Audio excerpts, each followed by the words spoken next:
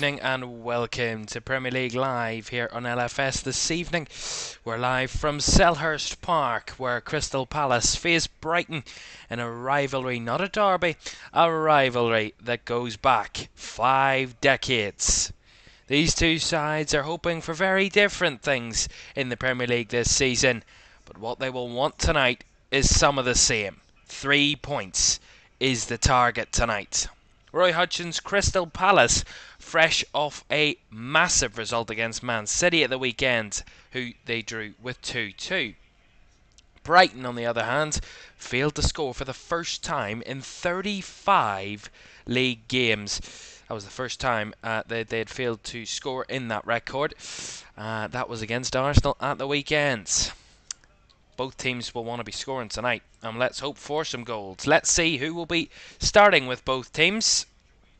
On Roy Hodgson's side, continue with the returning Dean Henderson in goal. A back four of Nathaniel Klein, Joachim Andersen, Mark Guehi the captain, and Tyreek Mitchell. A midfield three of Chris Richards, Will Hughes and Jefferson Lerma, with a front three of Michael Olise, Jordan Ayew and Jean-Philippe Mateta leading the line for Crystal Palace. For the visiting Brighton, Bart Verbruggen starts in goal. A back four of Igor Julio, Lewis Dunk the captain, Jean-Paul Van Heck and Jack Hinchelwood in a back four. A midfield of Carlos Baleba, Billy Gilmore and Pascal Gross, with a front attacking three of Simon Adingra, Kairu Mitoma and João Pedro. The benches look like this. Matthews, Tompkins, Schlupp, Riedewald, Ozo, Eze, Ahamada, Libowi and Franca for Roy Hodgson's Crystal Palace. And for Brighton, the bench looks like this. Steele, Kavanagh, Dahoud, Milner, Moder, Buonanotte, Lallana, Ferguson and Welbeck. Lots of quality on the bench, but lots of quality on the pitch as well. Kick-off from Selhurst Park in this massive rivalry is on the way next.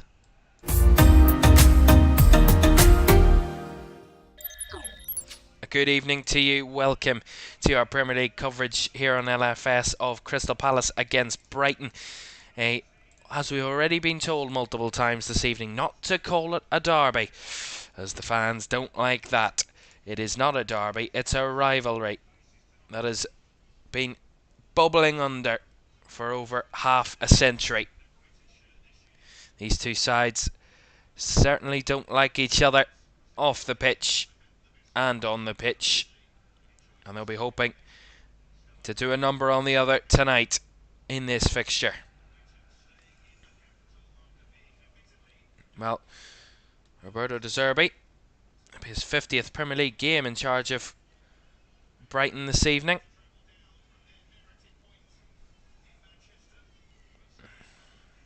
Let's see how both sides fare tonight. Crystal Palace in their traditional blue and red, and Brighton in their away strip of black and green tops with white shorts. And we're underway then in this Crystal Palace Brighton rivalry.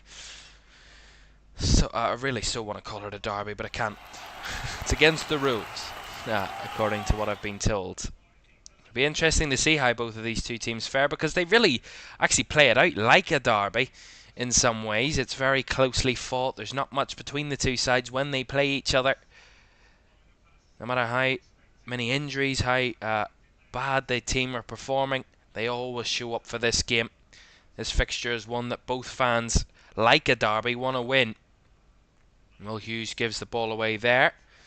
Well won back though, and now Palace can come forward. Hughes trying to find Ayew. Fell over there to Jordan Ayew. Brighton won the ball back fairly, says the referee, and they have the possession. Brighton with Lewis Dunk, Jean-Paul Van Heck.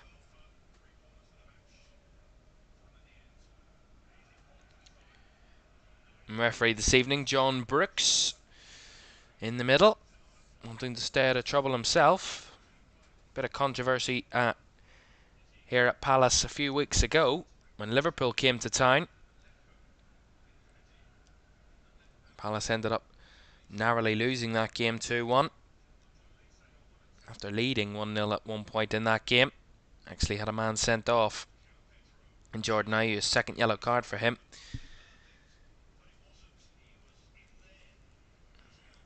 Through ball there from Brighton, one back by Palace. Long ball by Dean Henderson, and that one will run all the way through. And back to Verbruggen. Crystal Palace in the bottom half of the table.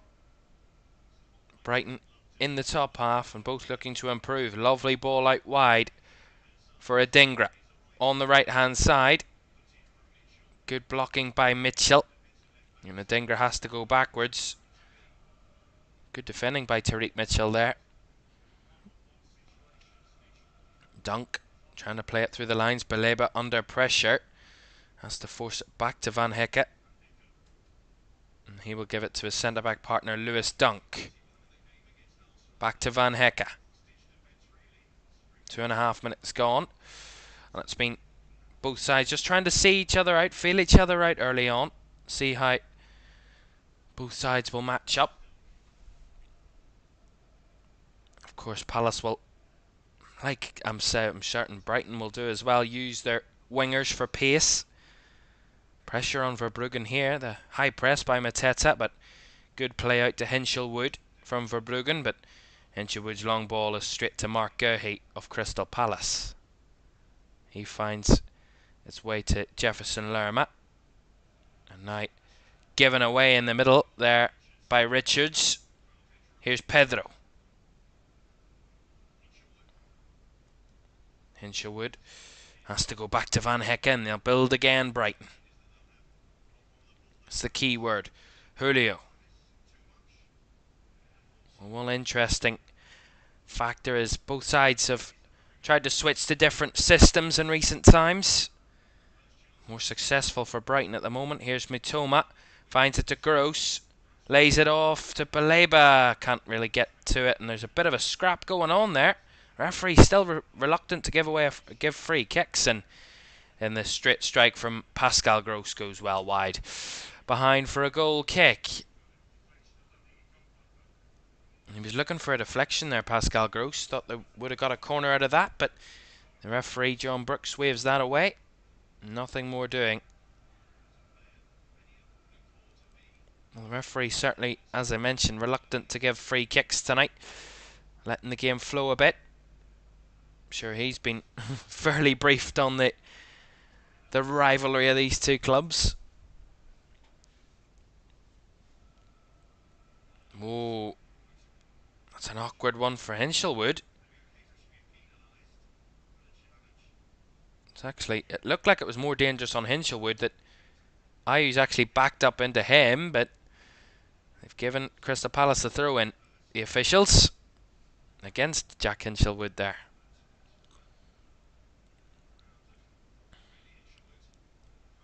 Guehi. Back to Henderson. Dean Henderson has had a massive impact in Crystal Palace's last result, away at Manchester City.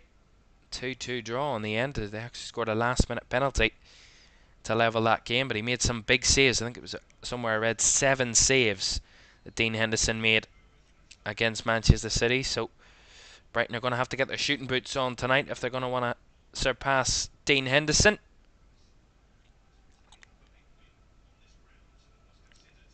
But Palace themselves, they need to pick up points at home.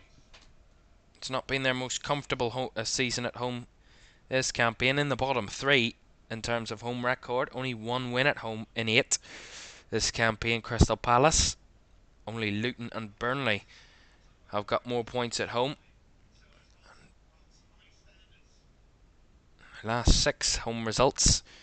Only 2 draws out of 6. 4 defeats. Not a single win. Here's Jordan Ayew though, breaking down the left-hand side. Ayew trying to burst past the Brighton defenders, but really good covering by Hinshelwood, and then Baleba actually goes down. Felt he was kicked by Ayew, and the referee agrees and gives Brighton the free kick. Just see this again from Ayew. Just steps in, and I mean, it's an accidental one really. Ayew's just trying to skip past Hinshelwood. just to get past him. He does get the ball away, and then Baleba does get the catch on the ball to recover it, and then he does just kind of, his right foot does come down onto the ankle of Baleba, but it's accidental. The referee's given the free kick, and they've taken it already, Brighton, after we've seen that replay there. Van Hecke. It's a dunk. Now out wide on the left is Julio. Pedro trying to come deep. Challenged by Mark Guehi, and Palace have the ball back, and Elise will put it out for the throw-in and give Palace an opportunity once again to take a throw-in. We talk about Palace's away record. Brighton have a not bad away record this season. 3 wins in 8 games away from home, 4 defeats. Brighton, pretty mid-table when it comes to their away form. I mean, their home form is much, much better than that. Only lost 1 out of 9 at home this season, Brighton. They're not at home this evening.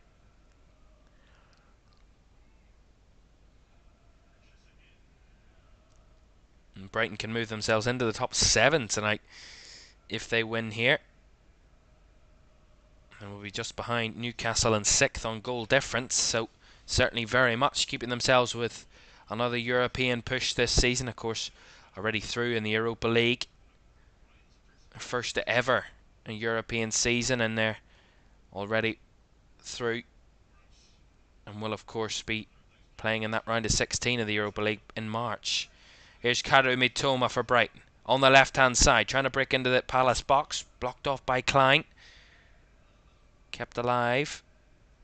Igor Julio. Now Baleba in the middle. Instantly pressed by Ayew and Hughes, but gets the ball back to Lewis Dunk. Did Baleba there. Julio. To Dunk. Now Van Hecke. Good pressing by Palace, forcing Brighton all the way back to their keeper, Bart Verbruggen. Long ball by Dunk, trying to target the run of Mitoma, but Klein had that one well covered over. All the way back to Dean Henderson in the Palace box. And Crystal Palace's last win against Brighton was back at the Amex in 2021. That last gasp winner from Christian Benteke that day. 95th minute winner for him on that day. Brighton were all over Palace that day. Palace ended up having only 2 shots on target, only 3 shots in total, 25% possession. It was complete dominance from Brighton on the pitch, but the scoreline ended up coming out the other end, and Palace ended up getting the 3 points in that day. That was the last time they'd won it, back in 2021. Since then, Brighton have gone unbeaten in the last 4 games. 3 of those last 4 have all been 1-1 draws, both at the Amex and at Selhurst Park. Last time out, though, at the Amex, Brighton won by 1-0. Their only win in the last, if I count correctly, their only win in the last 8 against Crystal Palace was back in March. Ayew with a cross straight into the hands of Verbruggen. Was a threatening cross from Jordan Ayew on the left-hand side there. Just made the run down the left and saw the space open up, saw the bodies in the box, and decided to whip across into Jordan Ayew, but in the end, into the comfortable hands of Bart Verbruggen. And a simple catch for Brighton in the end.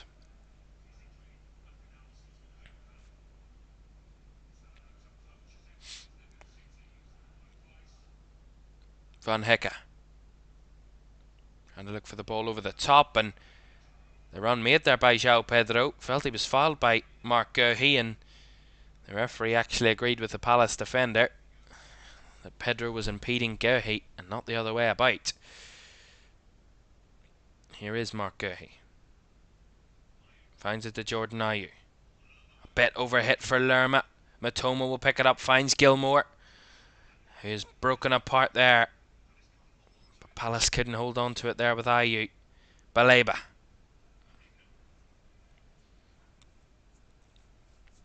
Brighton growing in dominance, having a lot more of the possession early on, I have to say about Brighton. Yet to see much goal-mouth action in the early moments here. Lovely ball by Dunk, finds Gross.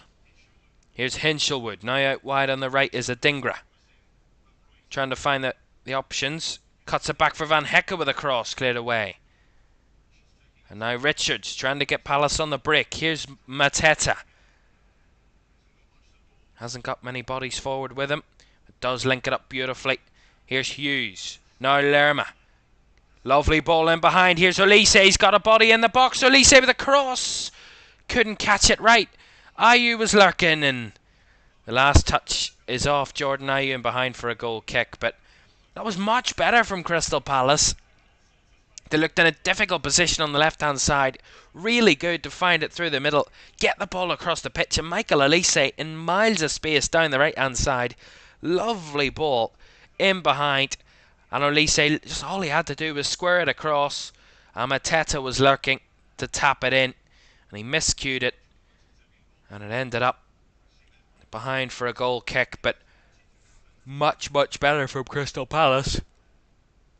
Counter-attacking, certainly the watchword. And that's the expectation tonight with Brighton dominating the possession. Crystal Palace will look for their opportunities on the counter-attack.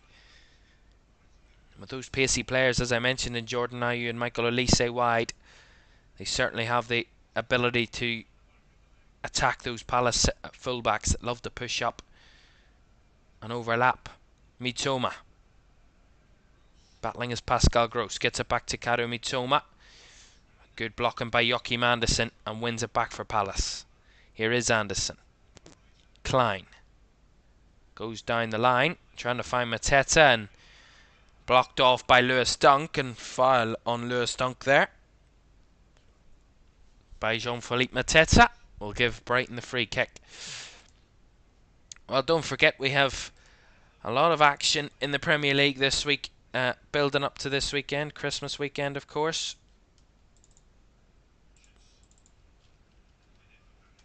And we will have all the action for you here on LFS right the way through to this Saturday evening, when we will watch Liverpool and Arsenal wrap up our weekend of Premier League action on LFS. 4 live games to come for you over this midweek. Well, midweek. It's the end of the midweek and coming into the weekend. Don't worry, we'll keep you up to date with everything that happens around the Premier League. Only one game tonight out of these games, and certainly one to keep an eye on, especially with Brighton. We've got on a cracker tomorrow night. Aston Villa hosting Sheffield United. Villa, who themselves could go top of the Premier League table tomorrow night with a win away at home to Sheffield United. They could certainly get themselves in a very, very good position.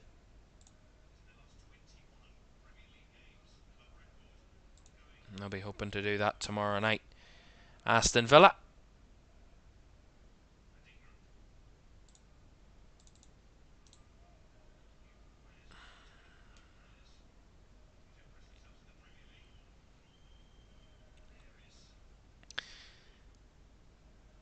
Well, Brighton have the longest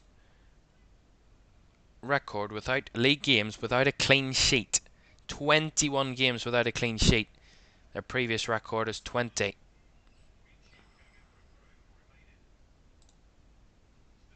And they'll be hoping to not lose out tonight on that occasion. They'll be hoping that they can get a clean sheet tonight.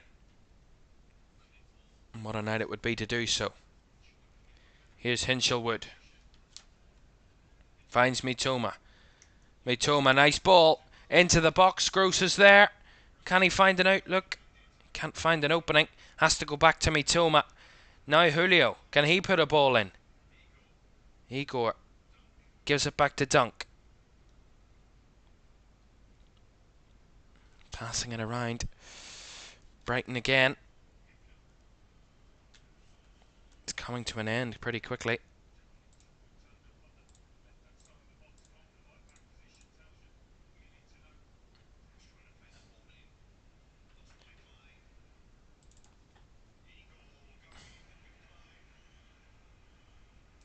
having some few technical difficulties at the moment with our screens, so I actually can't see what's going on my screen. So that's fantastic, isn't it? Absolutely fantastic. I will try to resolve this issue. I can see what's going on in the game, it's just the stream. That's amazing, isn't it? Absolutely perfect. Perfect thing to happen. Although technical difficulties always take precedence, especially during live. Anything can happen when you're live. It's the wrong time for this to happen to us tonight. And I think it's now resolved. It is. Good. There we go. Back to the game. 18 minutes gone. 0-0. Brighton will be hoping that that result stays the same. Well, in terms of defensively for Brighton, they'll be hoping they can keep a clean sheet tonight, as I was mentioning, that record that they have. What a pass from Igor, and a ball. Good strike blocked. Good save by Henderson, and then Baleba. Well wide from Carlos Baleba. Good opportunities there. It's a lovely ball by Igor Julio. Bounces its way through, well past Mitchell. And a dinger at the back post. Beautiful strike at Dean Henderson. Henderson with a lovely save. Right footed from a dinger. Really good save down to his right hand side, Dean Henderson. And it comes back out to Baleba, who completely miskicks it. And that ends up going out for a goal kick. But that's good from Brighton. Oh, Dinger, 5 goals and 3 assists this season. Certainly a goal threat indeed. Not only scoring them, but setting them up as well. Anderson with the clearance. Brighton trying to recover the ball. Chris Richards trying to play it through the middle. Broke up by Van Hecke. Now Pedro finds Gross. They've run on Mitoma. Down the left-hand side. He's got pace. He does keep it in, Kairo Mitoma. But Nathaniel Klein will snick it away from him. He just overrun himself. Kept the ball in play, but couldn't keep himself in play, and Klein clears his lines. Van Hecke on the halfway line again, though. He's Igor. Nice infield ball to Pedro. Blocked off. Back to Igor. Now Dunk. Baleba to Gilmore.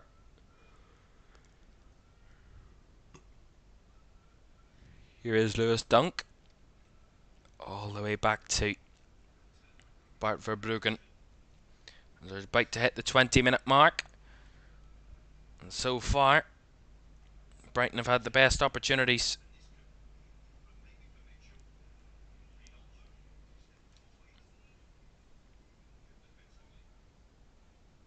Yet no breakthrough from either team at this moment in time. Well, we certainly don't expect a goals galore type of game between these two teams. As I said, it's a hard fought battle at times. Both sides don't want to give up chances. Both sides don't want to give up opportunities in this fixture. The last time either team scored more than 2 goals in this game was back in 2018 when Brighton won 3-1 at home. That same season, Crystal Palace scored 3 goals in a 3-2 win over Brighton. And that was in April of 2018.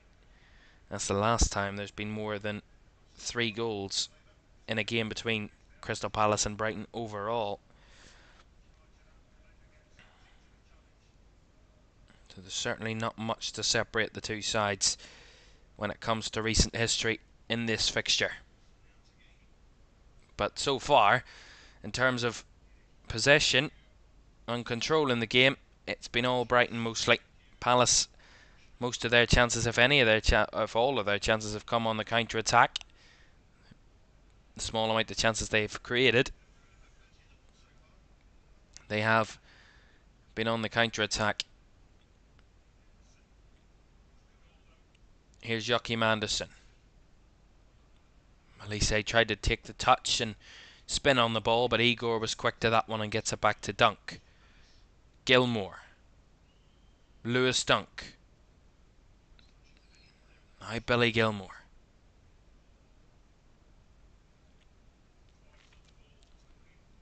One interesting kind of observation I'm witnessing here.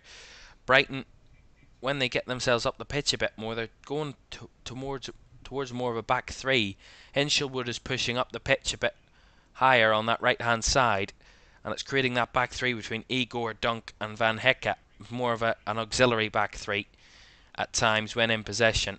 And they've moved it forward nicely here. Gross to Mitoma. Mitoma just snicked at by Klein and away by Crystal Palace. And now Olise down the right hand side, trying to eye up a pass, linking up with Mateta. Now back to Michael Olise on the right flank. Ayew and Mateta in the box. Will Hughes arriving on the edge. Here is Olise looking to go himself, blocked and cleared away by Brighton. Here's Nathaniel Klein. Back to Olise. Now Joachim Andersen. He has to go back to the halfway line to Mark Gurhey.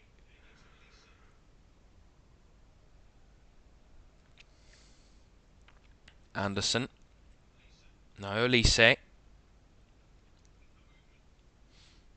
Good coverage by Brighton. Palace struggling to find their forward passes at the moment there. Kind of closed into a corner by Brighton. Have to go down the left hand side now and try out their luck. Here's Will Hughes. No options for him. Has to go back to Gurhey.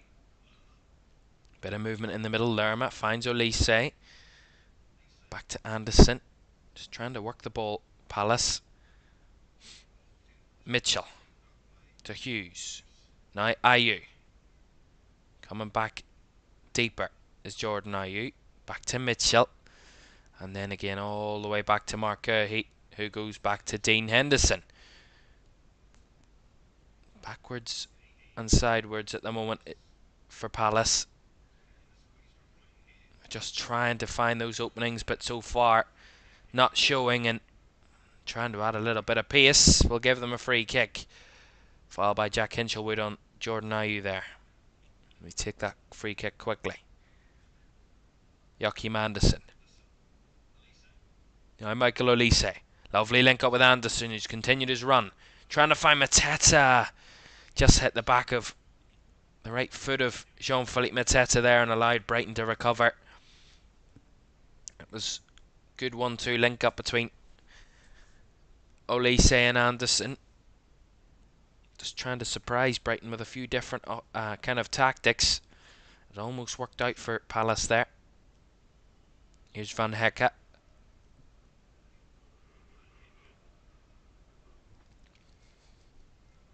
Now out to the right hand side. Hinchelwood. Now Baleba. Bit of space for Brighton to measure the ball. Switch ball by Baleba. Beautiful control by Mitoma. Gross. Back to Cairo Mitoma. Both on the left flank. Looking for space. Can't find it. Palace recover through Andersen again. Everson Lerma. There's a man down on the pitch here for Palace. Andersen will keep it in play at the moment. So will Olise. And then they'll win the throw in. Although Jordan Ayew is back to his feet again.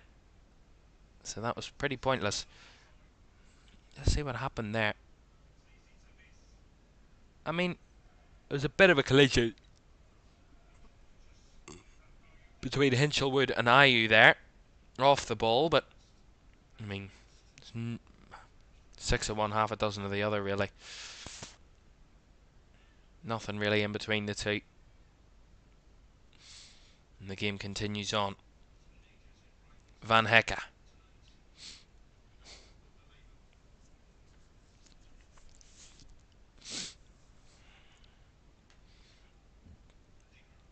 Here's a Dingra. Caught on the ball was a Dingra. Mitchell finds Mateta. Strikes straight at Verbruggen. Had the power in behind it there. Jean-Philippe Mateta. Really good pressing by Tariq Mitchell. Caught a Dinger on the ball and found Mateta, who had time and space to take the strike on the edge of the box. Opened it with his right, but ended up straight at Bart Verbruggen. Brighton giving up possession there.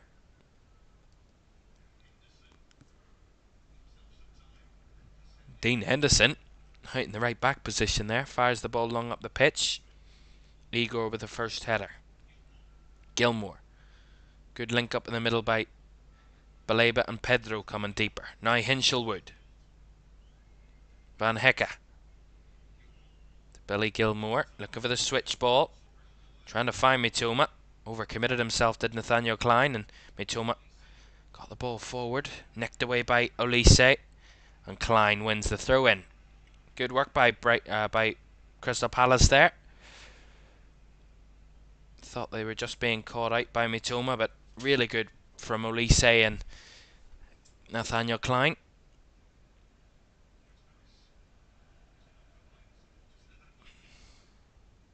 That one wasn't particularly great from Dean Henderson. Tried to force the ball long and ended up forcing it straight out of play for a Brighton throw from that kick. Well, one thing I have to say, Crystal Palace know how to defend their own 18-yard box. If Roy Hodgson has taught them anything, it's certainly that. Their 18-yard box is a solitary confinement camp. There's very little space, very little room for movement without a Crystal Palace player closely watching by. There will be a free kick here for Brighton, and a yellow card coming from Mateta for kicking the ball away. Needless that from Mateta. No need at all to kick the ball away. And of course the referee puts him in the book.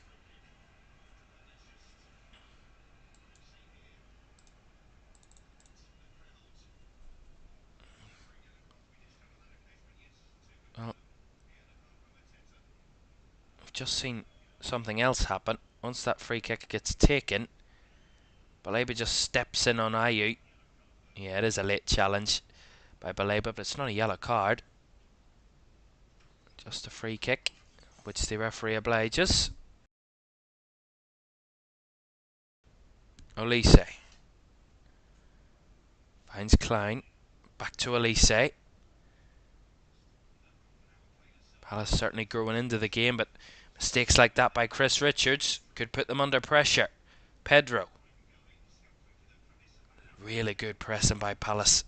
Crowd and João Pedro there. Couldn't find a forward pass. Back to Van Hecke. Adingra. Closely followed by Ayew, but back to Van Hecke again. Infield to Gilmore. Now Baleba. Adingra. Really good football, and Hinshelwood's in there. Now Adingra keeps it alive, cuts it back. Pedro was in there, but the foul will be given against him. And Joachim Andersen will get the free kick for Palace.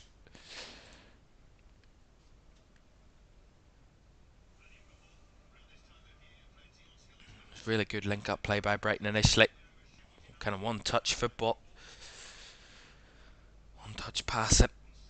Top quality that they can deliver, but final pass just wasn't there. It's been a similar theme so far tonight. 30 minutes gone and both sides have had just one shot on target. Not much threat for either goalkeeper really early on.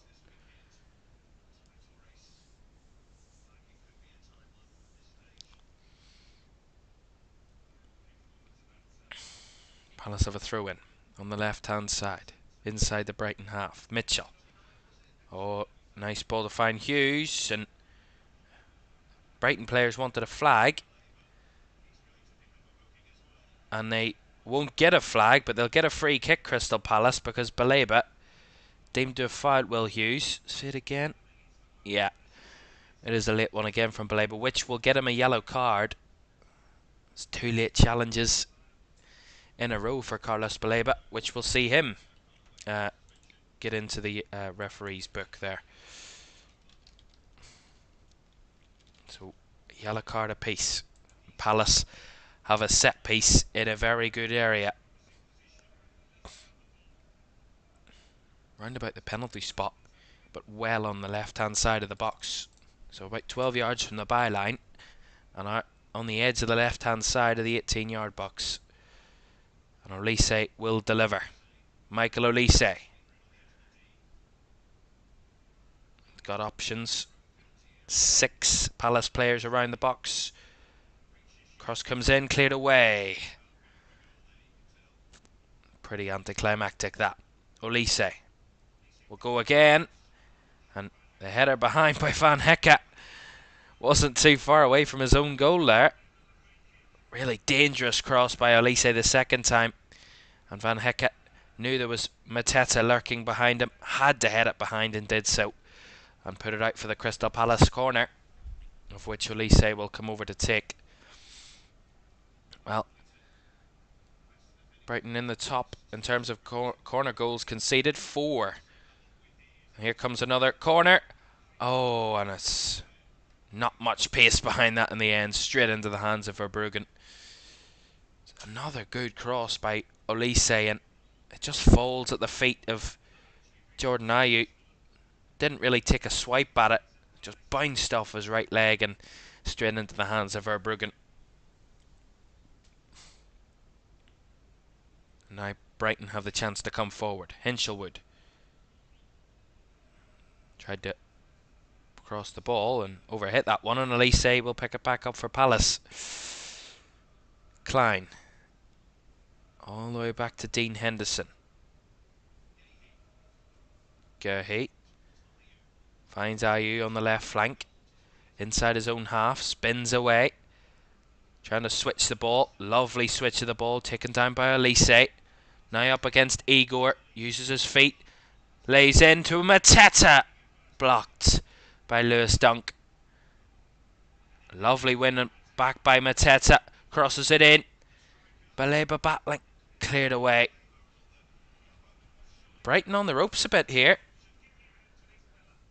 Palace using their pace well, and their forwards linking up pretty nicely. All of their front 3 linking up there. Ayew, Mateta and Olise for that attacking opportunity. Here's Will Hughes. Reverse ball to find Klein, and that comes off Igor and out for a throw in to Palace. 34 minutes gone, 0-0. After some early Brighton dominance, Palace are certainly finding their footing in this game. Able to link up a few more passes, but that time Chris Richards was sold a bit short there by Gerhi. Gerhi with the ball over the top. Mateta takes it down. No flag. Brighton wanted a flag again. Mateta keeps the ball. Klein now. Blocked off by Mitoma. And Gross gets it back to Anderson, who can now find it to Richards. Richards again, linking it up. Finds it to Mateta. Here's Ayew. Wide on the left. Jordan Ayew. Driving into the Brighton box. Puts the ball across. Inches away from Mateta with the follow-up. Olise. His is blocked. Calls a handball. Here is Olise again. And he's battling with Gross there, and that'll be a Brighton free kick. Some very good chances in a row there for Crystal Palace. Good cross from Ayew. It was Richards that was lurking. He takes a swipe at it, blocked and cleared away, and then Mateta on the follow, and then Olise after that. All ended up being blocked by Brighton defenders in there. But ever so close for Crystal Palace. It was a handball appeal, but there's nothing in that. A really good spell there for Palace. Finding the options. I said they'd use their width. It's Olise and Ayew that are causing the main problems, and Mateta, the man in the middle, to try and finish it off. So far, nothing to show for it yet. Still a long time to go yet, though. Van Hecke to Hinchelwood, back to Jean-Paul Van Hecke. Gilmour to Igor. Mitoma. Overhit that past Mitoma, but Anderson did the same the other way, and Gilmour picks it back up for Brighton. Ball forward, cleared away by Mitchell. And Ayew takes it down. Beats past the Dinger and Hinchelwood. And gets it all the way back to Mark Gerhi. Good recycling of the possession there from Palace. Now Will Hughes. Back to Anderson. Gurhey.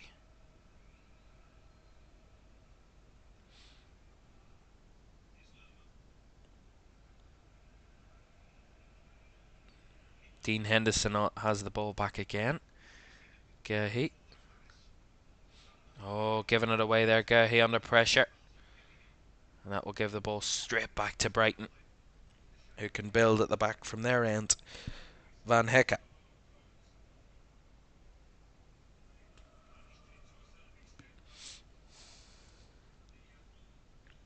Igor. Trying to come across field. Finds Van Hecke. Now Hinshelwood on the right hand side. Just inside his own half. Baleba picks it up. Billy Gilmore. Carries it forward. Gets it to Gross. Now Mitoma. Nice run by Mitoma. Coming in field. Finds Pedro on the spin. Still going Pedro. Goes down. Both players go down there. Palace as well. The referee will play on. Adingra picks it back up on the right hand side. Trying to find a cross in. Gurhey with the block, and Gurhey gets it away. Out to Ayew on the left. A lot of Brighton bodies in Ayew's way, and the ball gives up. Brighton have it back through Van Hecke. Now Gilmore. Very compact. The middle of the pitch. The wide areas is where the space is for both teams. Gilmore gives the ball away. Caught in possession by Hughes. And now Elise on the break. Has Mateta ahead of him. Goes for Jefferson Lerma.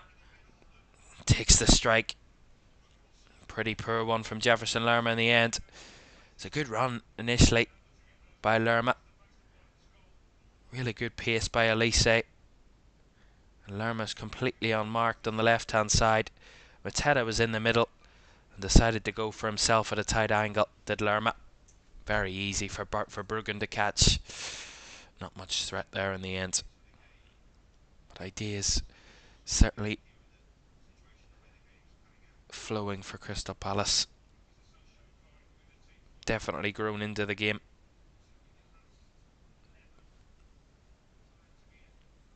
Gross now finds Mitoma on the left hand side for Brighton.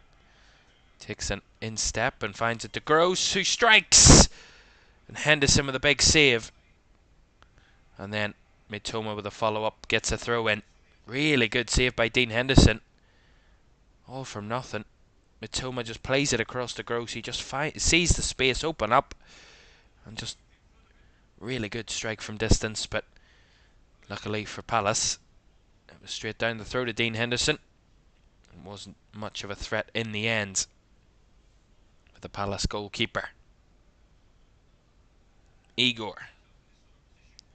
Nice threaded ball through the middle. Hinshelwood finding the pocket of space. Gross.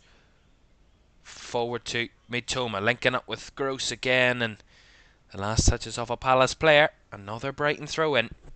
Into the last 5 minutes of the half. Crystal Palace 0, Brighton 0. A long, long way to go. But so far, neither side's done enough to take a lead in the game. Although, I think Crystal Palace have probably been the better of the two teams in certainly the last 20-30 minutes. I'll go 20 minutes more than anything.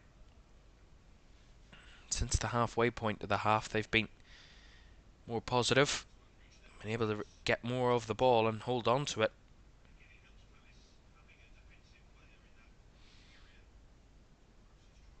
So far, they've already had more shots than Brighton in the game. Palace 7 to Brighton's 4, and both sides having 2 shots on target from their early attempts. Here's Jack Hinshelwood. Out wide to Adingra on the right hand side, up against Mitchell, puts a cross in. Pedro gets there first at the byline. Back out wide to Adingra, but too much on that pass from Pedro, and Adingra couldn't control it. ends up going out for a Crystal Palace throw-in in their own kind of defensive third. Well, I wouldn't think either side will be massively happy with their first half performances so far, but I think on the balance of things and considering where each side is in the league, I think Palace might be the happier of the two at this moment in time. Although both teams will feel they can do more and offer more. Especially considering Crystal Palace result against Man City at the weekend. Able to hold the champions to a draw at the Etihad, that was as well.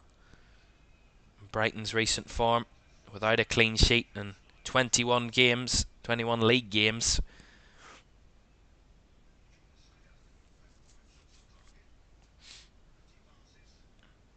I think Brighton will be a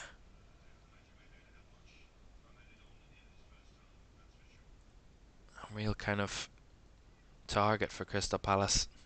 They feel they should be scoring tonight against the side who can't stop teams from scoring against them. But as the point was made prior to the game, it's not kind of a focus for Brighton. It's all about outscoring the opposition, and that's where their main focus is.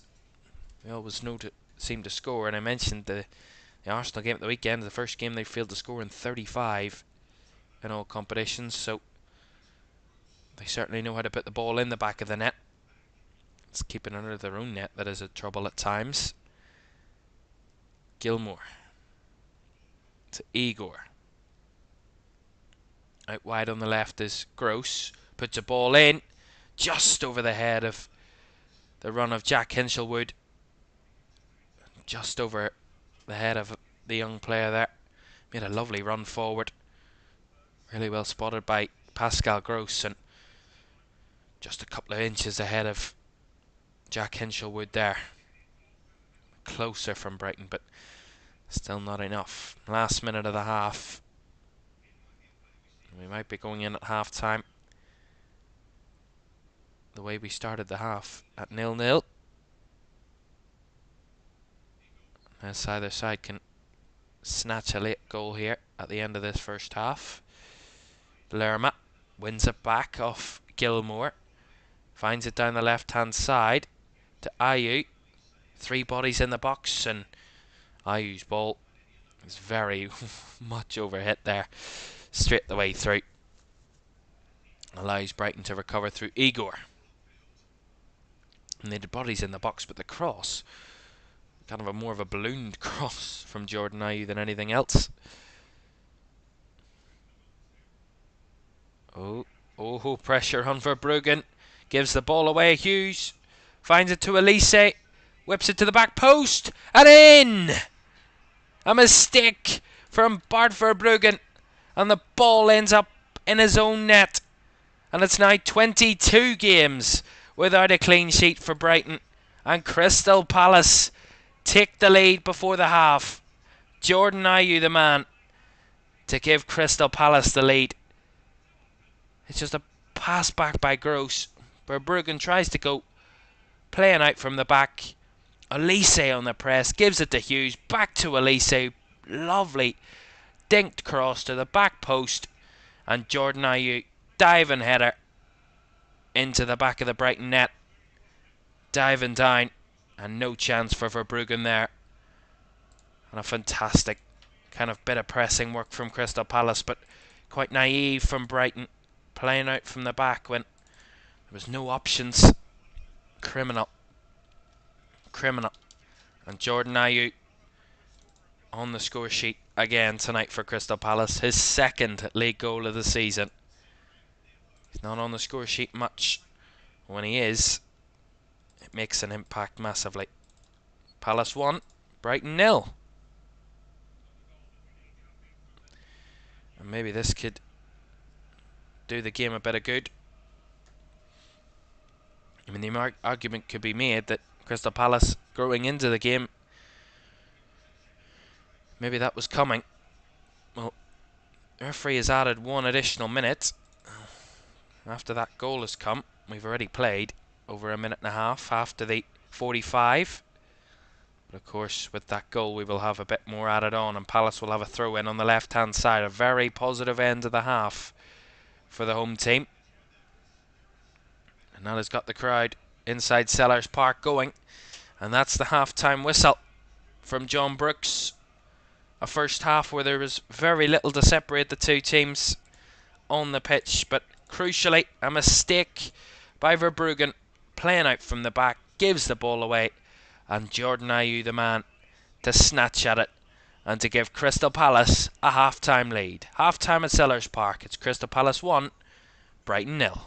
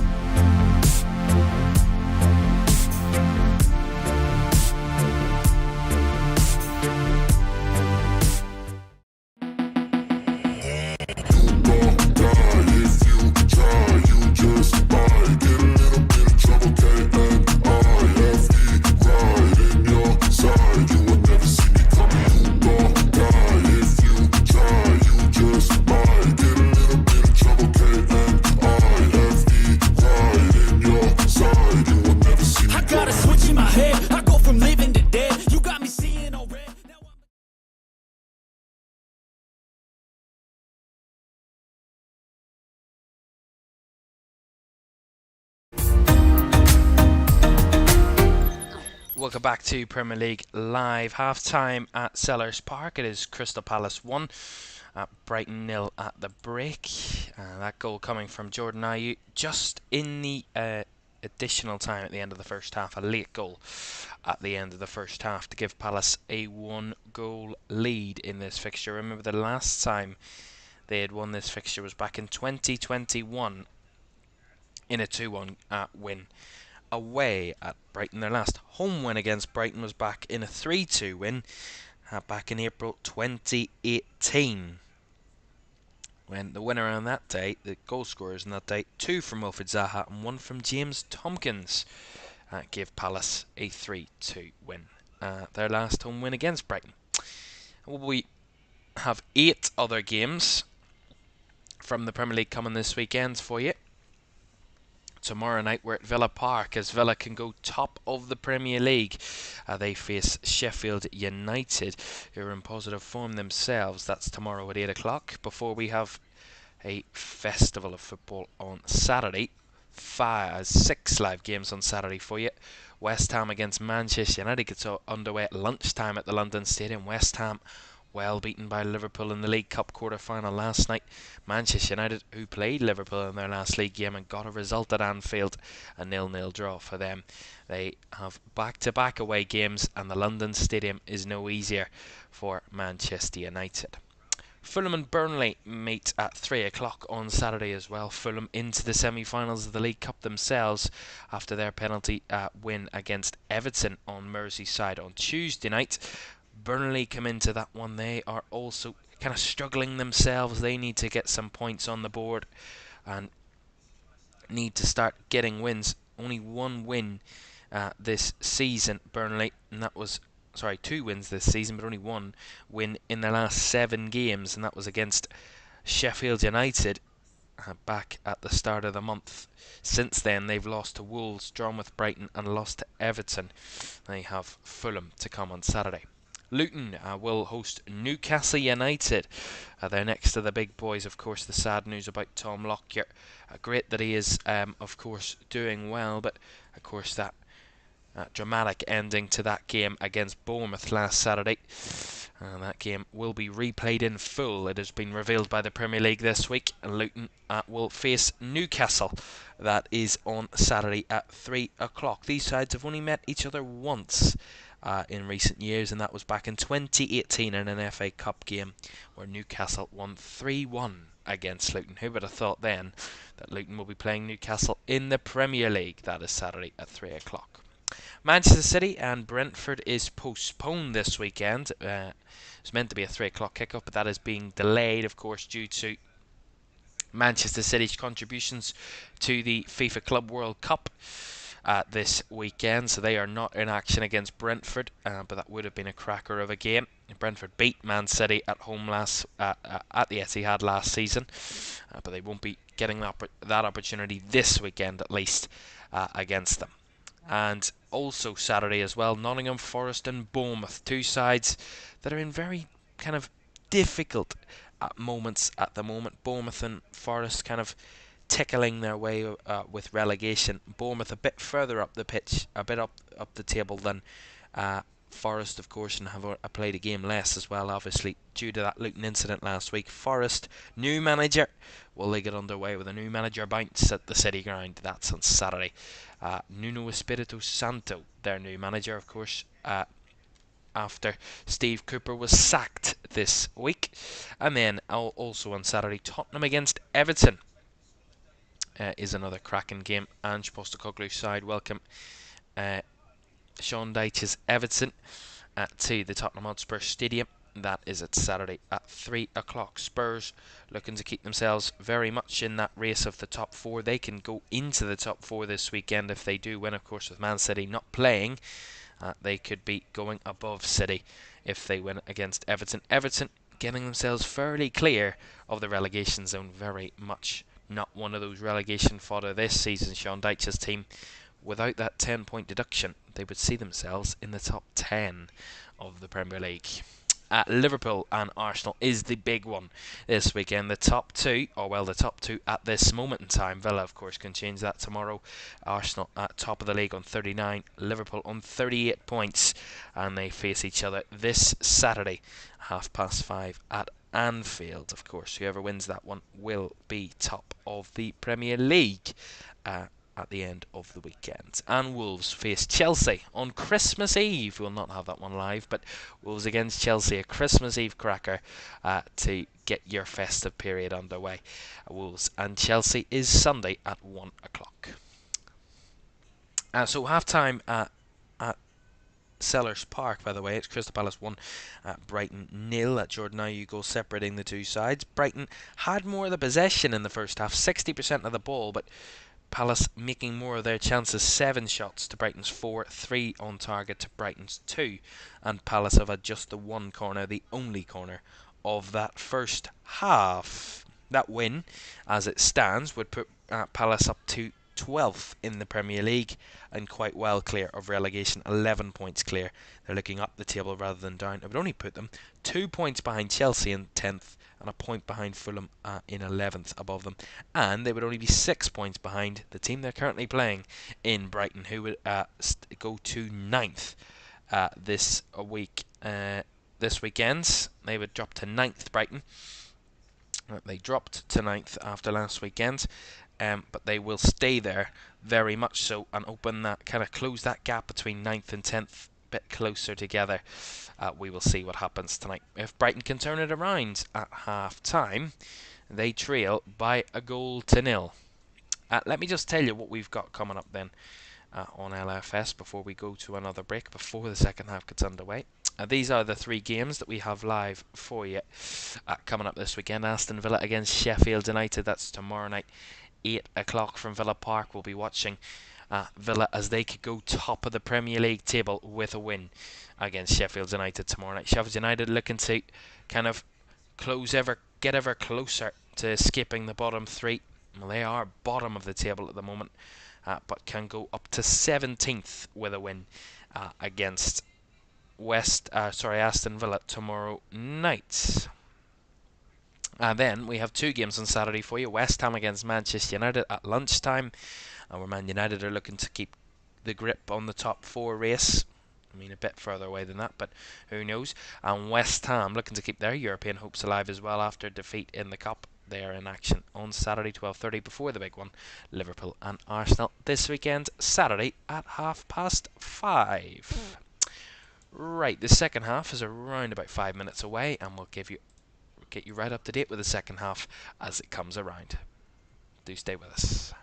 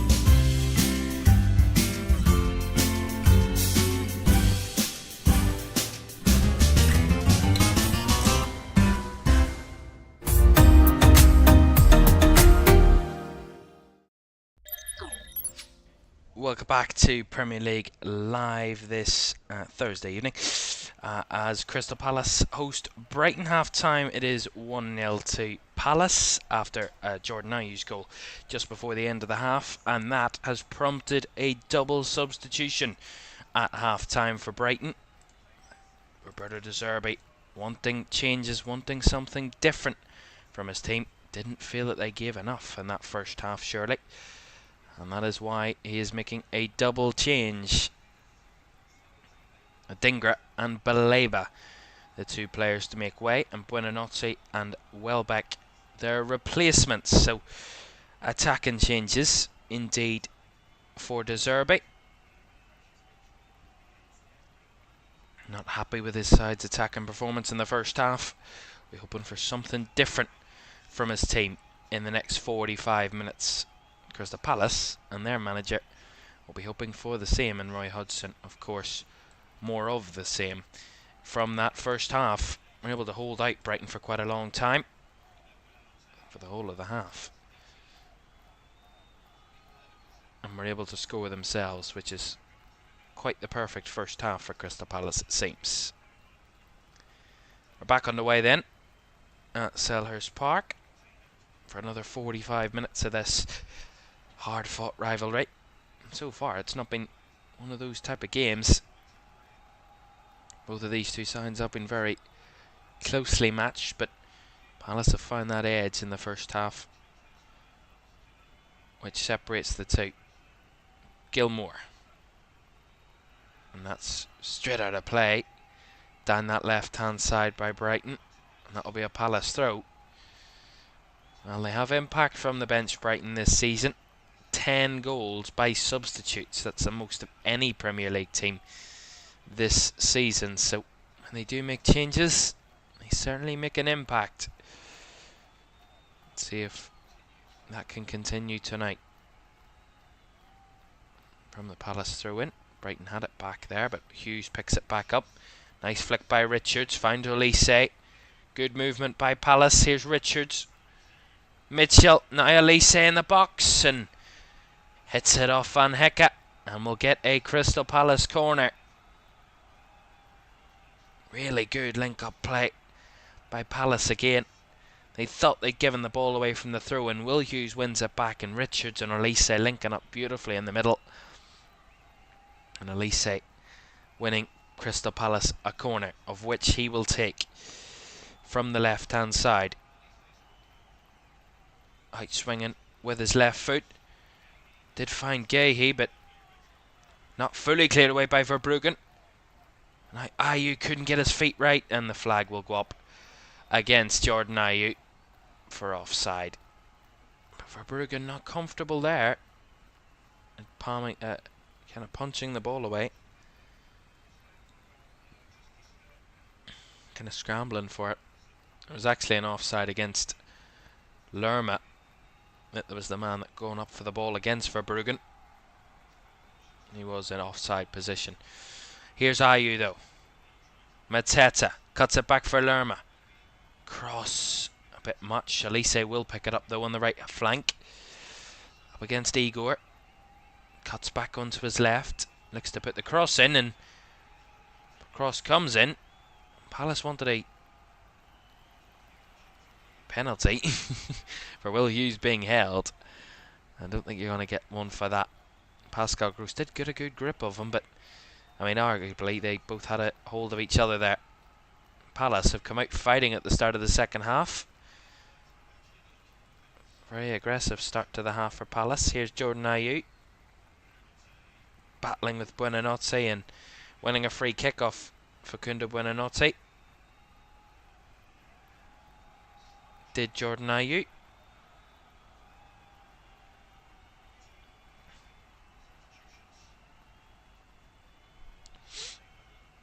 A free kick taken by Mark Gahey. Although Willie's taking his time. Gahey go down the line.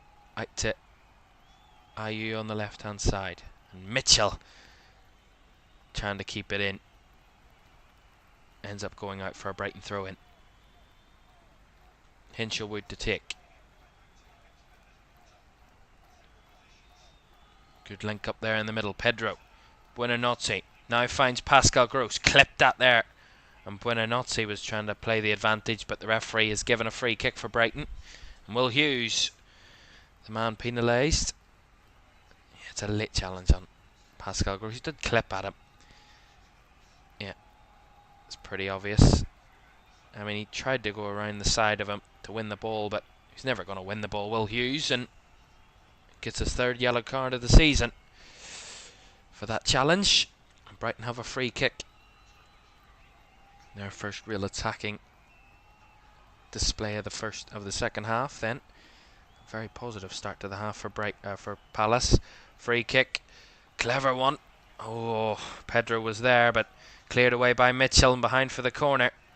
It's a smart one by Gross. Just kind of chopped it forward, hoofed it forward, and then João Pedro just chests it down in the box, but wasn't allowed the time to spin, and Mitchell got it behind for the corner. Nice idea from Brighton, and they now have a corner to take. Gross to take it, right-footed, headed at the front post. Cleared away, not fully cleared away by Palace, and then Dean Henderson comes up and gets both hands on the ball. Corner comes in, it's headed at the front post by Welbeck. Blocked by Jordan Ayew, and then it comes back out, and Pedro was trying to get a connection with it, but Brighton couldn't get too much on it in the end.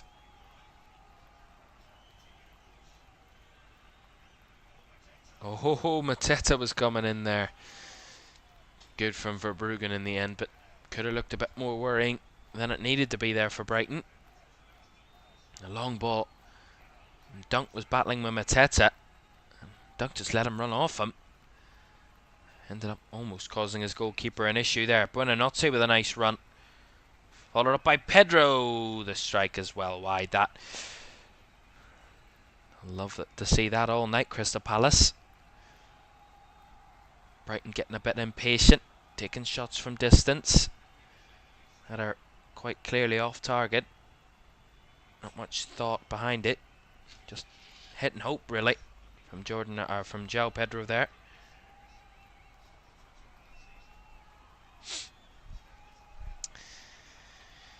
Henderson take this goal kick. Goes long. Van Hecke wins the first header.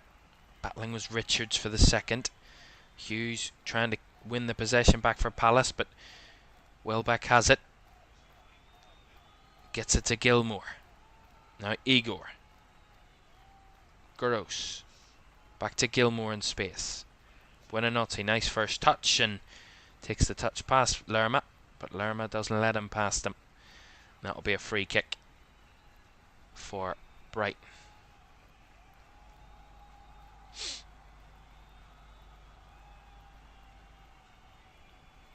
Buonanotte certainly getting involved since he's come on at half-time, 7 minutes or so, and he's been winning a few free kicks for Brighton, making an impact, as Brighton subs usually do. See what they can do from this free kick. Gross to take it again, whips it, trying to find the back post, and he just overhit that one, Pascal Gross, which gets a ride cheer from around Selhurst Park. And that's another goal kick for Crystal Palace, but not able to kind of keep the pressure on Palace so far, Brighton. I mean, not many times this evening where I've thought Brighton are in a very good spell and they should score. You know, they have looked quite toothless up front tonight so far. Credit to Crystal Palace. Strong, resilient, resolute defending. But here's a nice run from Buonanotte again, and another foul on Buonanotte again, and it's Tyreek Mitchell, I think, maybe this time. No, it's actually Chris Richards. Or is it Mitchell? Yeah, I don't think the referee can decide himself. He's pointing at Mitchell and gives the yellow card to Tyreek Mitchell. I mean, he couldn't decide initially. Yeah, the foul is on Mitchell, and then Richards comes in behind him, but the initial foul by Tyreek Mitchell, and he gets himself booked for that challenge. Certainly winning quite a number of free kicks. Gross with another delivery, headed across, and just wide by Lewis Dunk. What an opportunity. Really good cross from Pascal Gross with the free kick, and Lewis Dunk gets above Joachim Andersen, and there's a free header at it, and it goes just wide of the right post. Very close for Lewis Dunk, but still off target indeed.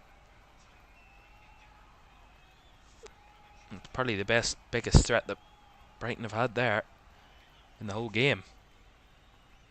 Best opportunity. Really good link up. Buonanotte. Now Hinchelwood linking up with Welbeck, and Hinchelwood goes down.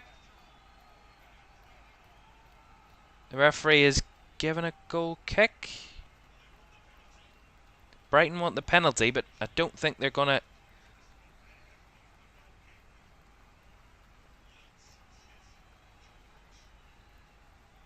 And the referee has said nothing. The VAR were checking, and the decision is no penalty. So we'll see it. Welbeck cuts it back to Hinchelwood, and then that's never a penalty. I mean, he kicks the ground. There's no intervention from Jordan Ayew whatsoever. He kicks the floor, does Jack Hinchelwood, so that's never a penalty. Very cool from the referee. Could have very easily given it, but decided not to. Took a breath, and John Brooks got the correct decision. No penalty. Knew what he was doing there, Jack Hinchelwood.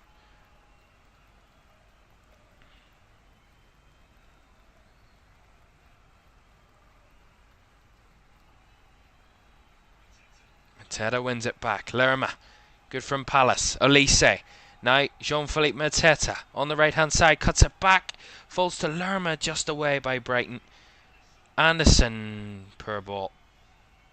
And now Brighton have it back. Pedro. Game's opened up a bit now. Good recovery by Nathaniel Klein there. Mitoma was making the run through. And good from Crystal Palace right back to get back and to win it back for his team. But the clearance, and they're back in control of the ball again, Brighton, where they've had 4 shots in this half, so they're certainly showing more attacking threat in this second half than they did in the first half. Only had 4 shots in the whole of the first half, already had 4 in 11 minutes of this second half, but yet still not able to break through, and that's a foul against Michael Olise, which will give another yellow card to a Brighton player. See this again. Olise does really, really well. Tries to jink it past Igor, and just pulling at him is Igor Julio, and that is a pretty simple yellow card to give out there for John Brooks. This is his 3rd yellow card of the season, which will give Crystal Palace a free kick. And Olise's cross set up the Jordan Ayew goal in the first half. See what Olise can do from this position. Left-footed cross in again. Headed away by Pedro. And now Mitoma trying to win the second ball. Good from Klein. Olise gives it away though. And now a counter-attack incoming from Buonanotte. Nice skill. Gets it out to the left. Here's Mitoma breaking into the box. And a pretty tame shot in the end from Kara Mitoma. And a pretty comfortable save in the end for Dean Henderson to make. But a bit dangerous from Michael Olise initially. Just tried to use his skill to get past 2 or 3 players. Gives the ball away. Buonanotte, really good quick feet to get around the challenge of Olise, and then feeds it to Mitoma, who tries to take it first time and ends up heading it straight at Dean Henderson. And as Brighton have just been given a throw in, Crystal Palace are going to make another change, going to make their first change, sorry, of the night. Will Hughes, who's going to make way. On a yellow card, Will Hughes, and he's going to be replaced by David Ozo. David Ozo, who has made only a couple of appearances for Crystal Palace. Came on in his last 2 games against Man City and Liverpool.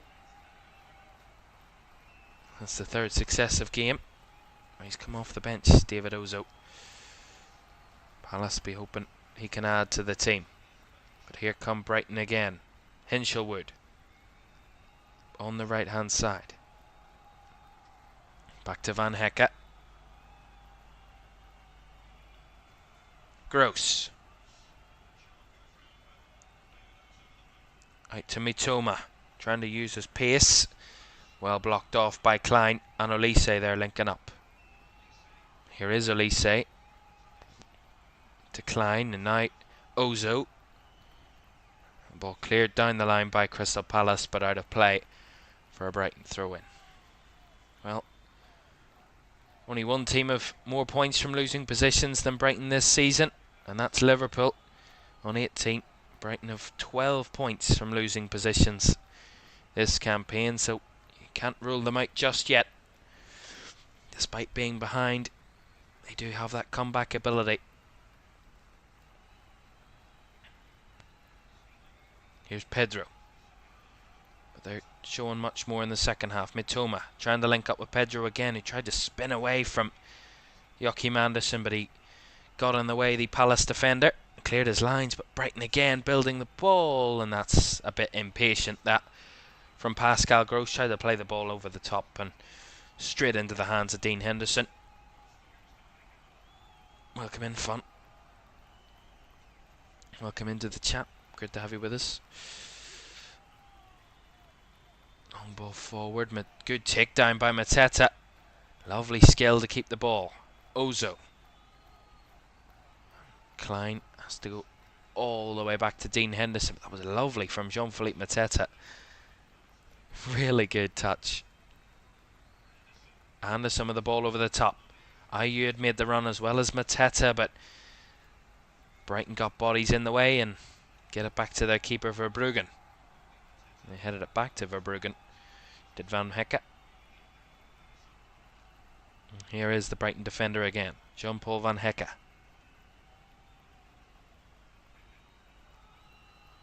Igor. Mitoma. Infield to Gilmore. Back to Igor. Billy Gilmore. To Dunk. Now Van Hecke finds Welbeck. Buonanotte on the right hand side. Linking up with Welbeck again. Buonanotte trying to break the lines. Welbeck does keep the ball after the challenge on Buonanotte, and he just runs it straight out of play. Really good from Tariq Mitchell to see the Palace attacker straight out of, or the Brighton attacker, sorry, right out of play.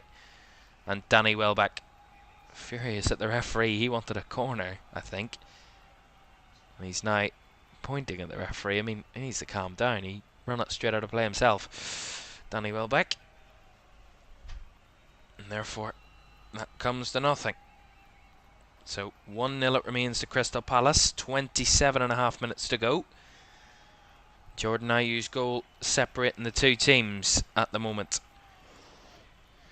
His diving header at the end of the first half. But Brighton have been much more promising in the second half. Already more shots in this half than they did in the whole of the first, with 5. Palace yet to have a shot in the half, so certainly one-way traffic it seems at the moment in terms of attacking. But at the moment, nothing doing for Brighton, who prior to this one had failed to score in just one of their last 35 games in all competitions. One of their longest ever scoring runs in their history. Arsenal were the last team to keep them out. Crystal Palace are trying to follow that up here tonight. Van Hecke looking for the crossfield pass to Mitoma. That was cut out by Klein, but there was no option there, and he gave it straight back to Brighton. Mitoma trying to play the ball through the lines. Blocking was Richards. Now Olise can carry it away. He couldn't find the ball to Mateta. And now Brighton have it back again. Gross. Out to Hinshelwood. Now Van Hecke. Gilmour. To Dunk. Brighton building the play. Building the pressure. Clip ball in. Not cleared away by Crystal Palace when Notty tried to strike it. And then the follow-up. Forces a save from Henderson. Now Hinshelwood puts another cross in. Away by Richards. Now Lewis Dunk. Threads it through. Nice footwork from João Pedro, but Palace get bodies in the way and it runs for a goal kick. That's as close as Brighton have come in the half, it seems, so far. Buonanotte with a strike. It's blocked by Lerma. Comes bouncing back out to Billy Gilmour, who takes it first time and forces a dive and save from Damien Henderson down to his left-hand side. He parries it wide, and then Hinshelwood with a follow-up cross, but that ends up coming to nothing. But that's promising again for Brighton. Certainly having more opportunities, more attacking ability shown in this second half, but still not enough to break Crystal Palace down. And Crystal Palace are going to look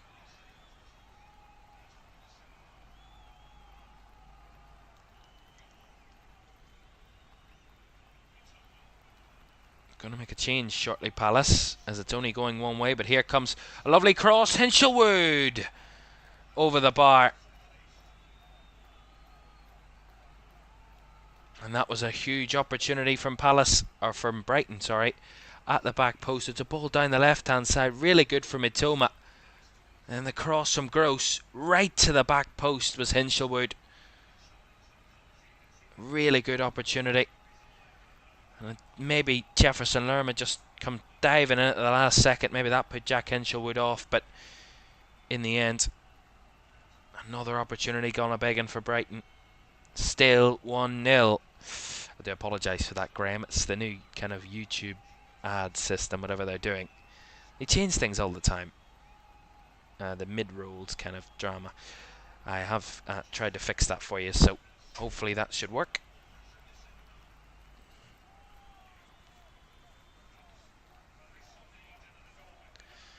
Well, Palace, if they're going to go out and get the 3 points here tonight, they might need something more than just the one goal to separate this.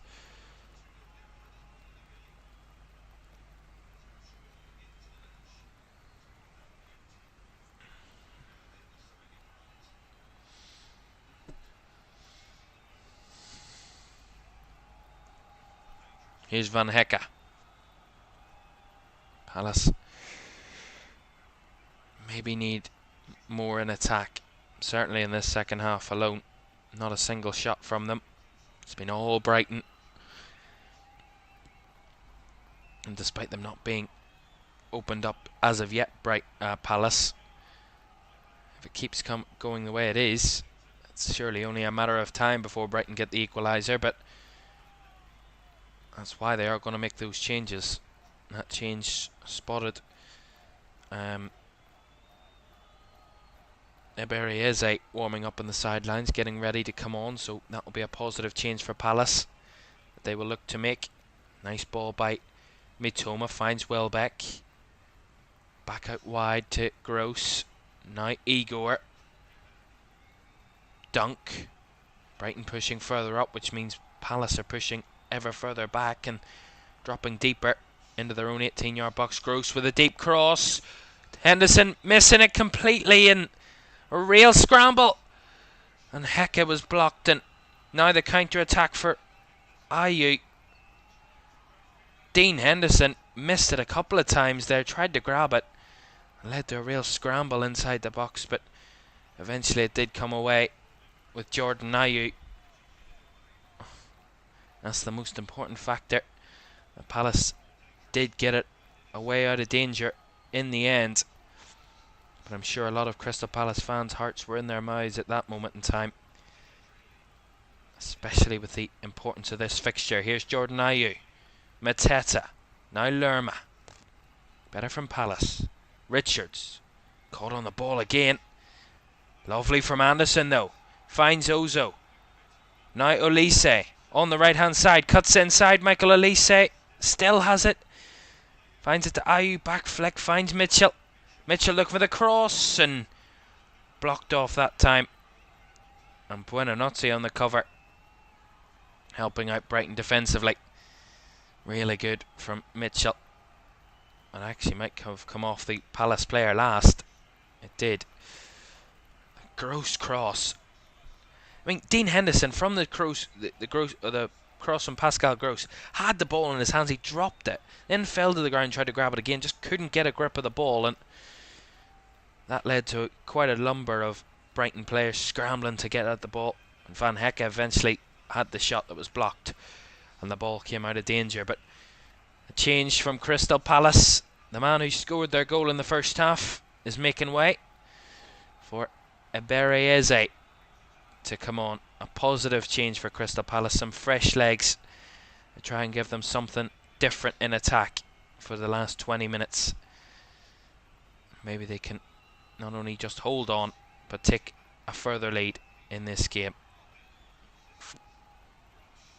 Well back in Pedro.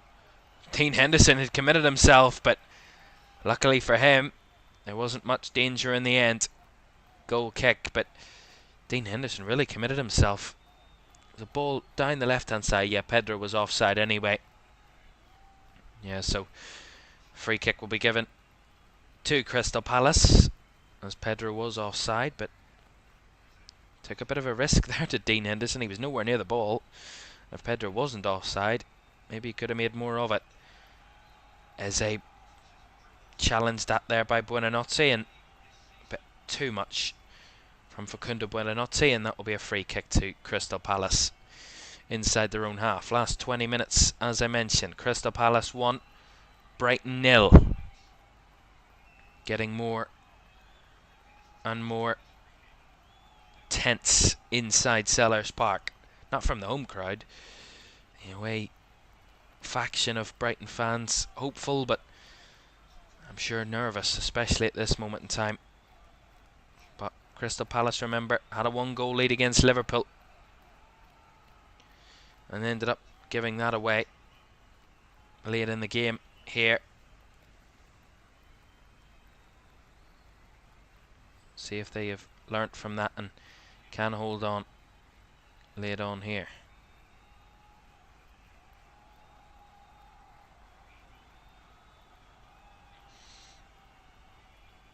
Gilmour.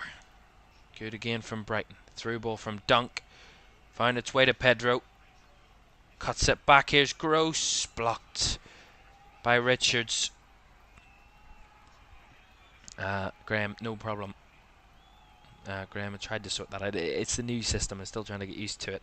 It's adding ads at different points, and whereas I used to manually do it, but now it's a bit confusing. So I'll try and get to grips with that. But apologies about that disruption there for you. Hecke. Gilmour with a cross. Not much really coming out of that one. Too deep from Billy Gilmour. And that lets the Brighton side down really. An attacking opportunity that looked promising at one point came to quite an abrupt end after that poor bit of play from Billy Gilmour, and Brighton are eyeing up some more changes. Adam Lallana is the man receiving a bit of instruction on the sidelines. Fun says, big game Saturday, Elvis. I reckon if you win, we will never talk again. Well, we'll find out, won't we? You can watch that Liverpool-Arsenal game Saturday, 5:30 kick-off here in LFS. We're doing the commentary of that one for you. Doing all the commentary of all the Premier League games this week. 3 games to come. Villa, Sheffield United tomorrow night. Lunchtime on Saturday. West Ham United and Man United. And then Liverpool-Arsenal to wrap us all up before Christmas. Here's Gilmour. Brighton certainly showing more threat.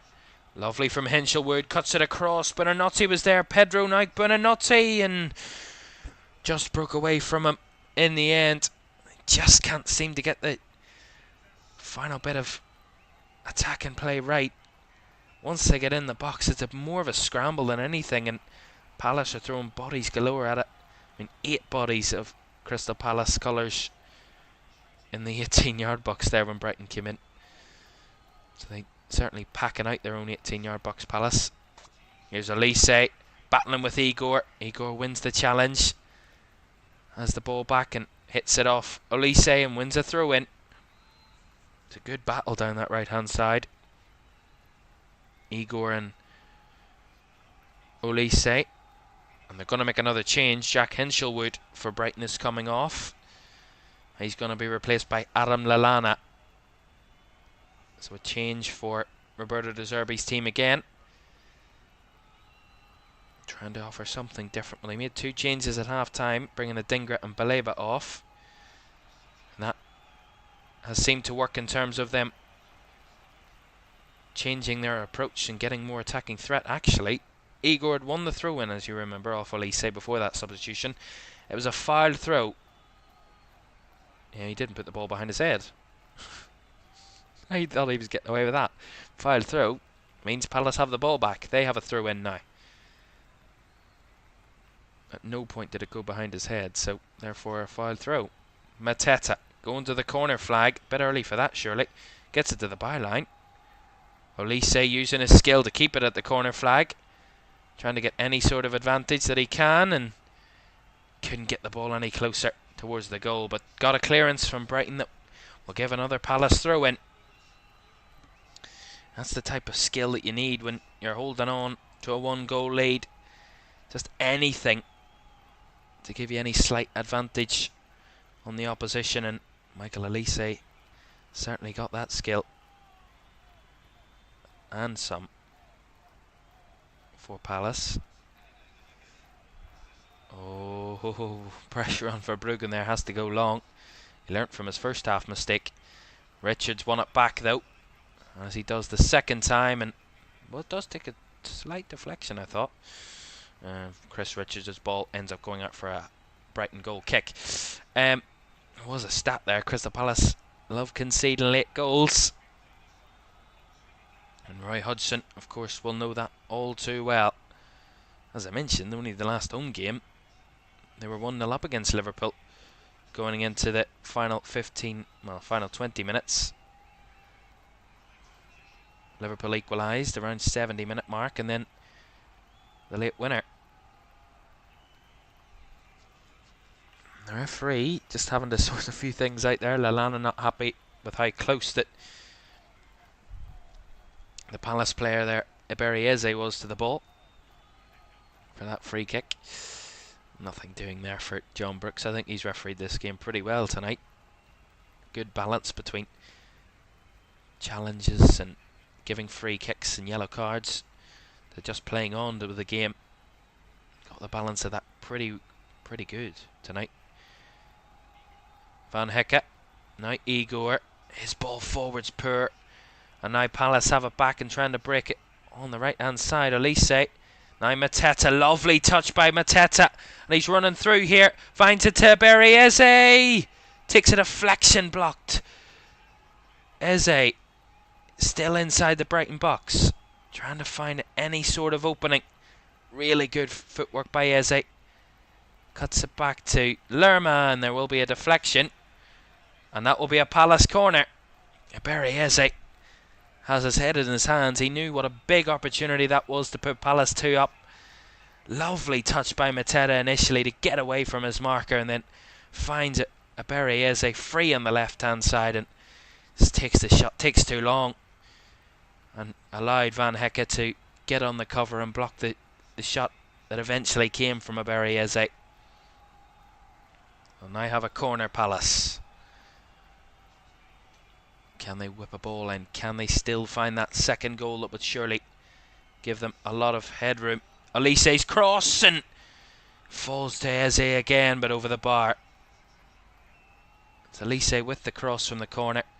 It's headed straight down inside his own box from Billy Gilmore, and then coming onto it was Eze. Hits it off the ground and over the bar for a goal kick. But now Palace look the more likely. Here's Mateta again. Edge of the box, Mateta! Just over the bar again from Crystal Palace. That's quite a few opportunities in quick succession. Brighton a bit flustered. Billy Gilmore again giving the ball away. She'd done so much better.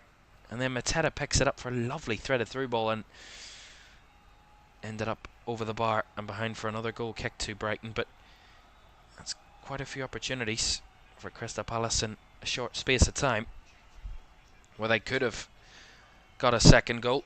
That's actually their first shots of the second half, Crystal Palace, so that shows you the approach they've taken for the second half. Sit a bit deeper and try and close out Brighton, and so far after 80 minutes they've done that, although they've given it away here. And here's Mitoma, goes down. That's not going to be a penalty, and Dean Henderson's having none of it, trying to grab Mitoma back up. Crystal Palace clear their lines again. Mateta's the only one up there for them. He's putting pressure on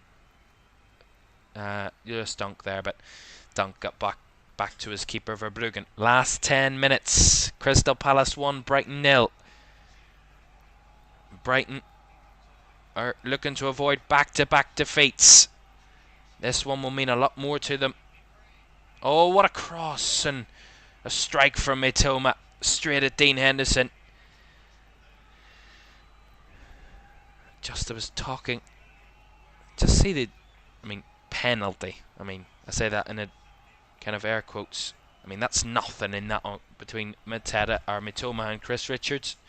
Nothing there at all. Mitoma knew what he was doing, and then the second one, the shot on the volley from Mitoma was a lovely strike, but luckily for Dean Henderson, straight at him.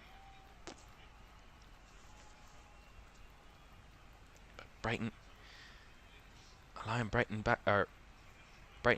Palace back into the game a bit.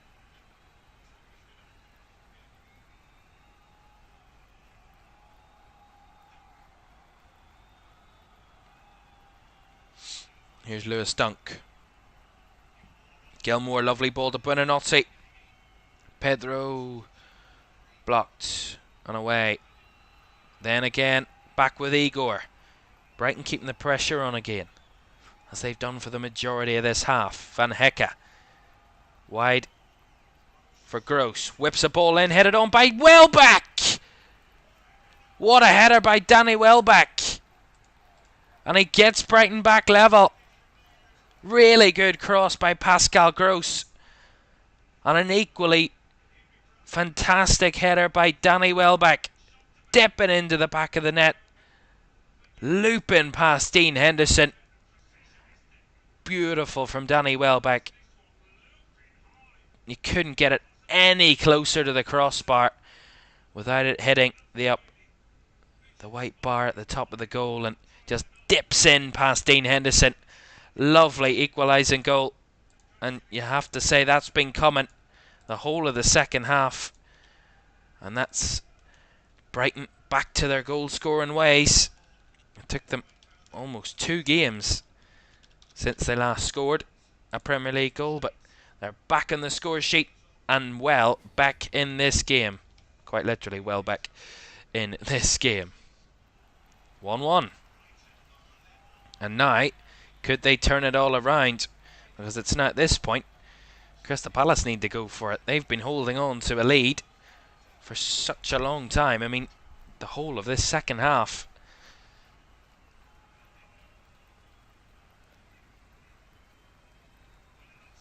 Now Buonanotte. Brighton certainly wanting to win this game. They feel that they can. Well, Crystal Palace's late conceding record continues. And can Brighton's comeback ability continue to get them out of danger? Lallana. This is the first time I've said his name since he's come onto the pitch. Gross. Now Van Hecke. Trying to link up. Van Hecke was trying to break through, and Richards on the cover. He's incensed. He felt he was fouled, Van Hecke. He wanted a penalty. It's actually Gerhi on the cover, and Richards clears the ball away, but that's not a penalty. I mean, it's about 3 or 4 times in the second half where Brighton have went down in the box and cried for a penalty, but I mean, none of them were enough for a foul or a penalty at all. Dunk. Now Gilmour, blocked off by a few Palace players, and now Mateta has it. Can't get it forward. Referee says no foul. Buonanotte got the ball. And now there will be a foul on. I think that will be... It's not Pascal Gross. There's another yellow card coming out here for a Palace player for a foul on Jakob Moder, who's just come onto the pitch. It's a late one on Moder by David Ozo. As I mentioned, just after Crystal Palace made that, or Brighton made that equaliser from Danny Welbeck, Jakob Moder came onto the pitch, replaced Kairo Mitoma. Seemed to have hurt himself after that earlier challenge on him, Mitoma. Brighton have another free kick, 5 minutes plus additional time to go, and they're on the outlook for trying to win this game. Right footed cross in. Mateta, the man to win the first header, and Lerma with the clearance. Gets us as far away from his own goal as possible. Verbruggen picks it up. Gilmour. Can Palace hold on to this 1-1 scoreline? But it's chalk and cheese from the first half. I mean, very even game in the first half because both sides lacked so much quality. But Brighton in this second half have been anything but lacking quality. Been in complete control despite being 1-0 down for the vast majority of the game. In this second half, they've completely overrun Crystal Palace in almost every area. And can they reap their rewards for that hard work? Gross. Jakob Moder made the run, but Guehi on the block, and the Palace captain is fouled by Jakob Moder, and I think he's a bit fortunate there because he took the option to try and see it out of play, didn't want to clear it, and he kind of leaned into it himself. Got fortunate there, the Palace captain, Mark Guehi. But they will get a free kick, Palace, and that will take the pressure off at the moment. Graham says Anfield's a fortress, so it'll be a tough game for Arsenal, as it'll be for Liverpool, but 64 shots in 2 home games. I'm saying Liverpool 2-1. Good observations. We will see. And you join us on Saturday, 5:30 for that one at Anfield between Liverpool and Arsenal. At the moment they are the top two, but could be second and third by the time they play, as Aston Villa have the chance to go top tomorrow night. That's our next game here on LFS. That's tomorrow night at 8 o'clock from Villa Park. Here's Buonanotte. Well back lurking. Anderson with a half clearance. Shot from distance there was blocked. Now Eze can't keep the ball, but he will win the throw in. Smart from Aberi Eze, but Anderson, his clearance was initially good to get it away from Danny Welbeck, but he flicks it behind himself. And then the follow-up strike from João Pedro. He does block it in the end, Anderson, but he does put his side under some undue pressure.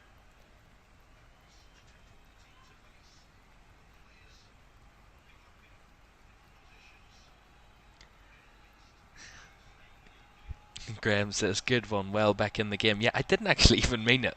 Not to give it away, but I didn't mean it. I said it and I realised what I was saying when I said it. Well, Brighton are well back into this game, but they're trying to go even further and win it. 2 minutes plus additional time to do so. Crystal Palace 1, Brighton 1. And similar scoreline in this fixture of recent years. Has finished 1-1 in 3 of the last 4 occasions.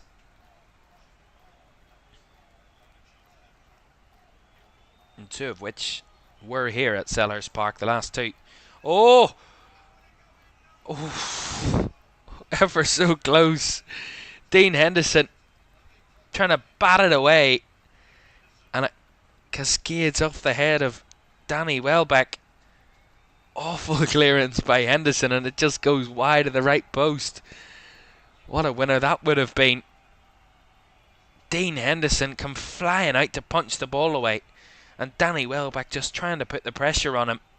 It actually comes off Welbeck's head in the end, the punch by Henderson, and just goes wide for the goal kick.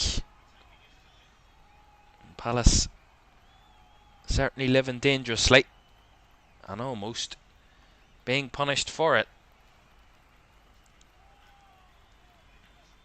Dean Henderson was booked there for a bit of time wasting, so that's his first booking of the season. But I'm sure Crystal Palace will be hoping that there's not too much added time and begging the referee to blow the final whistle. But Brighton don't want this game to end just yet. They want to find a winner. Let's see if they can. Ball from Van Hecke. Nice run by Welbeck. Takes the strike, blocked, and it actually isn't blocked in the end. It's well wide by Danny Welbeck. Not one of his best. That's behind for a goal kick. As we've surpassed the 90 minutes. And we will have 5 added minutes at the end of the half. So 5 more minutes for, well, Brighton to try and find a winner. That seems to be the more likely option. You never know, Crystal Palace could go down the other end and try and win it themselves. Although, that doesn't look too likely at this moment. It's Brighton that are having all the pressure and the opportunities. Palace, not a single shot on target in the second half. That shows the difference. They had more shots on target than Brighton in the first half, but haven't registered a single one in the second period. And that surely shows the difference. I mean, they've had 28% of the ball, Palace, in this second half, compared to that of 40% so in the first half. So a lot less of the ball, but a lot less of the attacking opportunities. And that's quite considerably put down to the fact that change in approach. And Brighton just up on their level. Buonanotte making a nice run. Finds Lallana.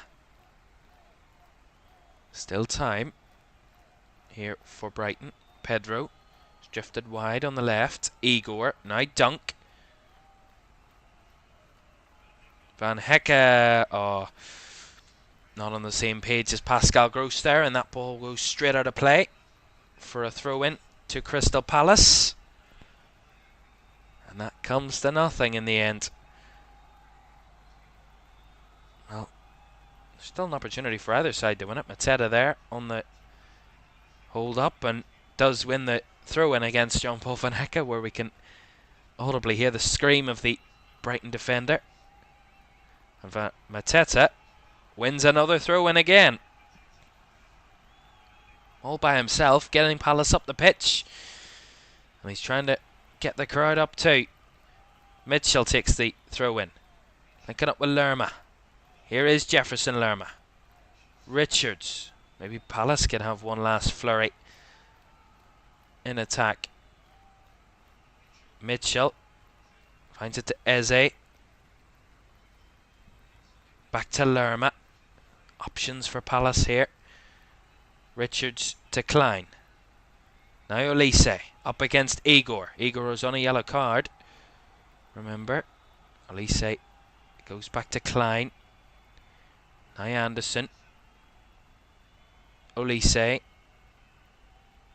Klein again. 2 minutes of the 5 added to go. Lovely ball over the top. Here's Michael Olise. Had made the run, but Lewis Dunk was quick to head it back into the hands of Bart Verbruggen.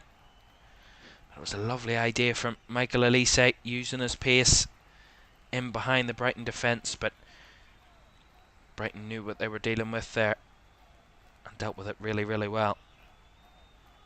Lallana trying to spread it wide. Pedro can't get it forward. Back to Igor. 90 seconds to go.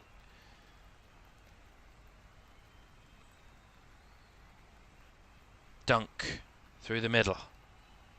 Now Welbeck was blocked off. Under pressure is Ozo and almost gives the ball away. And Mitchell gets it clear. Running out of time. or Brighton to try and find a winner. If that's certainly what they're trying to do. Pedro with Gilmore back to João Pedro. Maybe one last opportunity. Welbeck, Buonanotte challenging with Lerma. And now Palace can try and carry the ball away. Eze, mistake, gives it to Van Hecke again. Now Buonanotte. Maybe Brighton have one last opportunity. Pedro. Now Gilmore. Out wide on the right is Gross. Now Van Hecke. His cross is blocked off by Eze. And now Gross goes all the way back to Verbruggen. Into the last 20 seconds of the game. And again, similar to how the second half has gone, it's Brighton piling all the pressure on the Crystal Palace defence. But so far, they're not able to break through more than once. Gross. Van Hecke. Surely this is the last opportunity to get the ball forward. They're running out of time. Lallana, now Welbeck. Over the 5 added minutes. One last cross, cleared away by Palace. Cuts back to Gilmore. Now Dunk trying to find a bit of space, but Palace are throwing every single body they have behind the ball. And eventually, it works out for Palace. The full-time whistle goes from John Brooks and Roy Hodgson's side. Get back-to-back draws against two very, very good teams. Man City at the weekend, they got a late equalizer to steal a point. Well, tonight they had to hold on to a 1-goal lead for quite a long time. Danny Welbeck got the equalizer, and they had to hold on at the end to make sure that they didn't lose 2 games at home back-to-back from a 1-0 lead. Crystal Palace and Roy Hodgson, their side, come away with a point. That's the 4th time in the last 5 games where this game has ended a 1-1 scoreline. Final score from Crystal Palace and Selhurst Park. It's Palace 1, Brighton 1.